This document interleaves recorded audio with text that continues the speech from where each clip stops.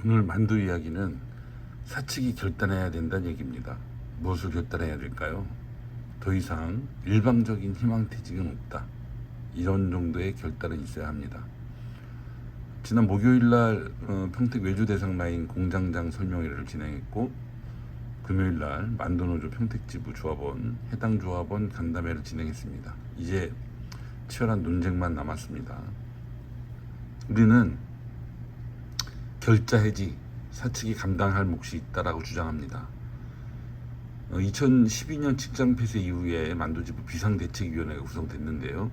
그 당시 홍보문에 결자 해지라는 문구가 있었죠. 그때 사측은 아주 신경질적인 반응을 보였다고 전해집니다.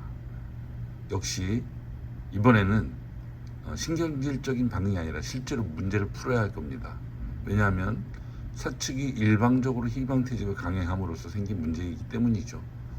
2016년과 2020년에는 어떻게든 만두노조와 대화를 진행했습니다. 뿐만 아니라 정무원 회장도 직접 나서기도 했죠.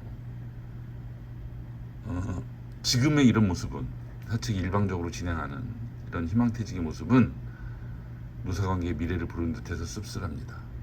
왜 그럴까요? 사측은 왜 그랬을까요? 이걸 한번 함께 생각해 봤으면 좋겠습니다. 만두노조 조합원 수가 무시해도 될 만큼 줄었는지, 또는 노동자들이 반발하지 않을 확신이 있어서인지 이런 고민들이 필요합니다. 올해 문막 희망퇴직이 진행될 때 평택에서는 내년이 수순이다라는, 내년은 평택이다라는 소문이 받아있습니다. 사측의 작은 행동 하나가 그 여파가 이리저리 두루두루 미치는 셈이죠. 평택 IDB 라인 증설에 따라 부스터 라인 외주가 추진 중인데, 이 와중에 새로운 사실이 좀 밝혀지는 것 같습니다. CL4 MOC 캘리퍼 라인이 JD 오토모티브에 깔린다는 얘기가 돌고 있고, 어느 정도 양산이 임박했다는 것들이 밝혀지고 있습니다. 이 문제까지를 포함한다면 사측은 더 이상 일방적 희망퇴직을 실시하지 않아야 되고, 합의 없는 외주에 대해서도 원상회복해야 되지 않나 생각합니다. 사측이 앞으로는 일방적으로 희망퇴직하지 않겠다는 정도의 각오 없이 외주를 추진하겠다는 것은 노동자를 희롱하는 것과 같습니다. 이러고서 만일 내년에 평택 희망퇴직을 한다면 소위 읽고 외양간 고치는 꼴이죠.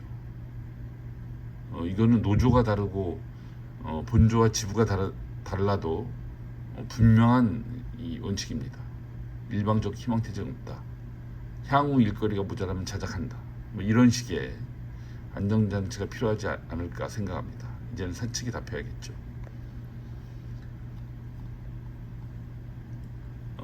한 달 가량 돼 가는 것 같은데요.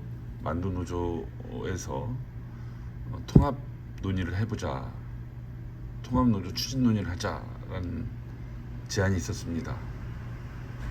또 이런 와중에 윤석열 대통령이 요즘 이상한 말을 좀 했죠. 제일 중요한 게 이념이다.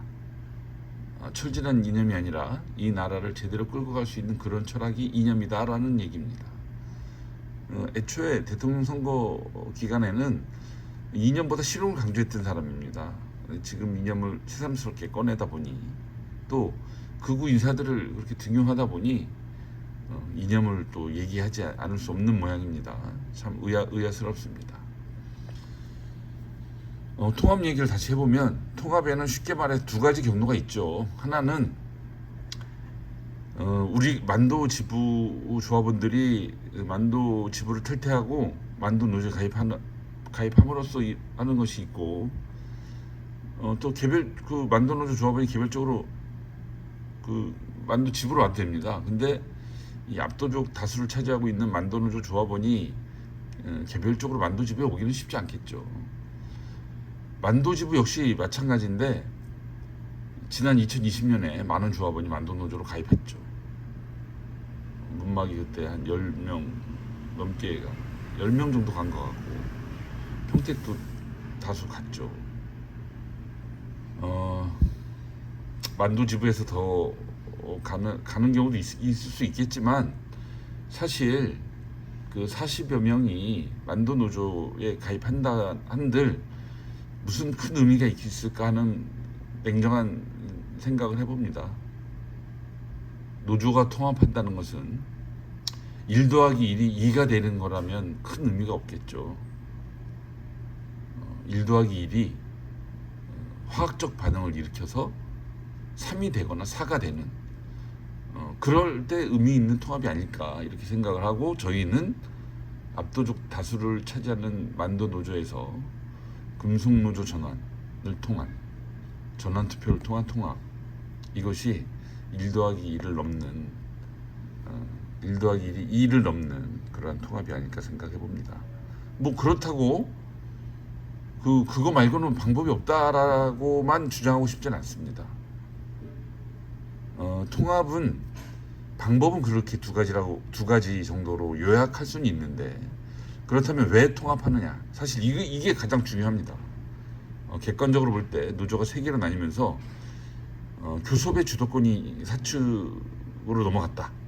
또 쟁의행위를 하려고 해도 다른 노조가 함께하지 않으면 위력이 반감된다. 뭐 이제 이런 근거를 들 수가 있겠죠. 그러면 최소한 통합은 교섭의 주도권을 노조가 확보해야겠다라는 의미 하나, 그 다음에 힘 있는 쟁의, 이걸로 봐도 무방하지 않겠느냐.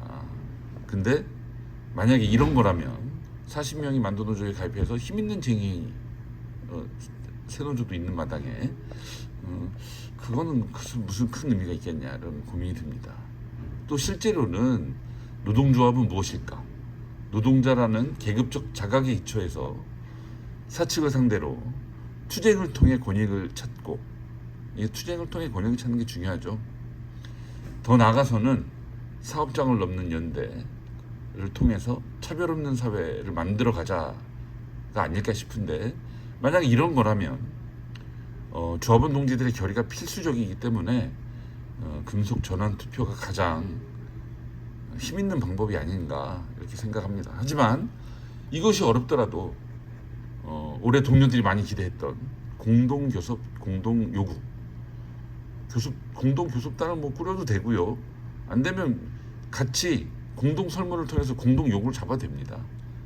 그리고 노조 간 연대를 통해서 뭐 한쪽에 그 교섭을 대표적으로 할 수 있게 몰아줘도 되죠.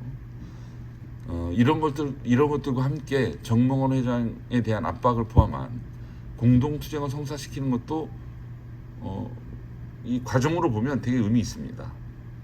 이러한 신뢰를 통해서 이런 걸 밑거름 삼아서 금속 전환 투표 등 다양한 방안을 열어놓고 함께 고민했으면 좋겠습니다. 이상입니다.